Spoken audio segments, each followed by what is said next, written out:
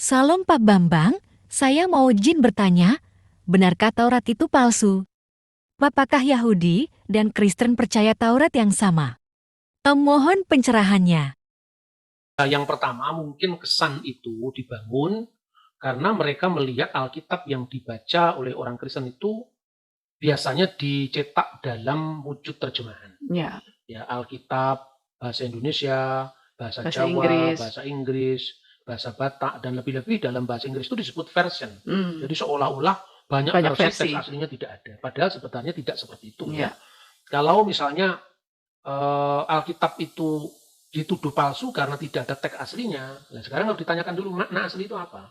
Kalau makna asli itu hanya bahasa asli yang dipakai Alkitab, ya masih ada dan sampai sekarang pun bisa dibeli, bisa dipelajari. Bahkan kalau Anda seorang seminarian, seorang di sekolah teologi tentu ada. Ini misalnya ini untuk kitab Injil Perjanjian Baru dengan bilingual, ya, Yunani itu ya, bahasa Yunani koine dengan bahasa Indonesia. Ini sudah diterbitkan oleh Lembaga Alkitab Indonesia sejak lama sekali, tahun 80-an. Kemudian kalau bahasa Ibrani itu untuk Perjanjian Lama, itu juga Ibrani Indonesia. Jadi itu LAI juga sudah menerbitkan, LAI sudah menerbitkan sejak tahun 2001 kalau tidak salah sudah terbit. Nah, tapi kalau dipertanyakan lebih lanjut itu asli dalam pengertian apa? Pertama, bahasa asli yang digunakan menulis kitab suci, misalnya kitab Taurat ya, Torah, kitab Nabi-Nabi, Nebim dan Ketuvim, kitab Tanakh ya namanya. Tanakh ya, singkatan Tanakh itu juga ada.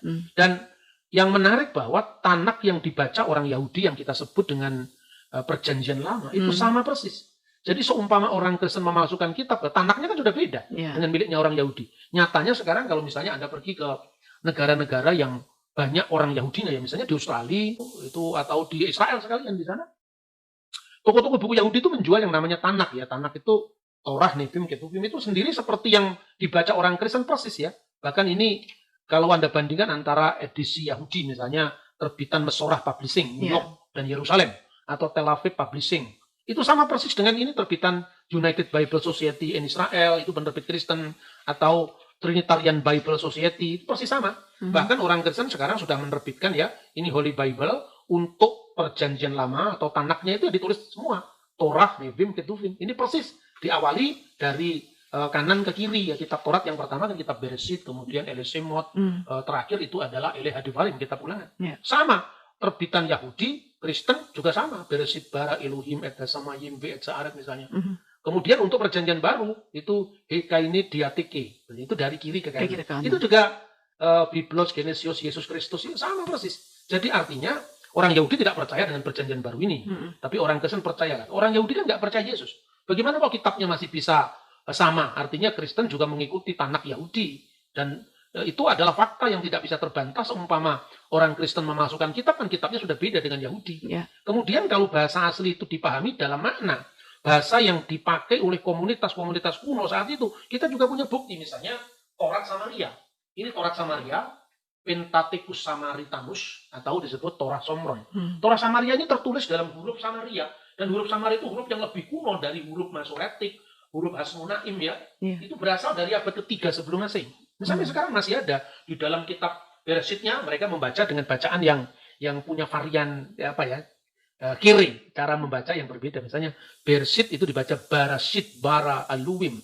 Jadi hurufnya sama Elohim tapi dibaca cara Aluim. Bacanya yang dan berbeda. Kemungkinan menurut penulis gereja kuno yaitu Origen dari Iskandaria, bacaan Barashit itu mungkin melestarikan tulisan yang lebih kuno ya, Beharishit, bukan in a beginning tapi in the beginning, dan itu semua bisa diikuti dalam kritik teks. Naskah Samaria ada, bahkan yang lebih kuno dari naskah Masoretik yang dijadikan rujukan bersama Yahudi dan Kristen itu ada naskah The Dead Sea Scroll yang berasal Gulungan Laut dari Mati ya. Gulungan Laut Mati dari antara abad ketiga sebelum Masehi sampai abad pertama Masehi. Dan itu bukti sejarah yang saya kira tidak bisa disangkal bahwa adanya varian-varian teks itu diakui betul. Kalau yang dimaksud itu adalah bahasa asli yang dipakai oleh Yesus ya seperti bahasa asli yang dipakai oleh Nabi Musa. Ini misalnya edisi Taurat Yahudi.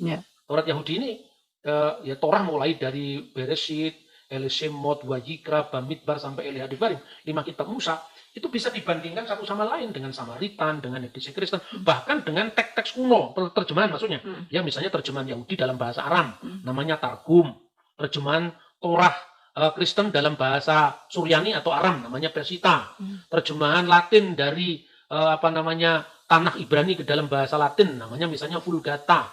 Bahkan terjemahan Yahudi sendiri yang muncul sebelum zaman Kristen yang dipakai rujukan oleh gereja mula-mula itu adalah Septuaginta. Sampai sekarang semua masih ada. Kalau yang dimaksud itu bahasa yang diucapkan sehari-hari oleh Yesus Kristus itu bahasa Aramaik. Sampai sekarang juga ada.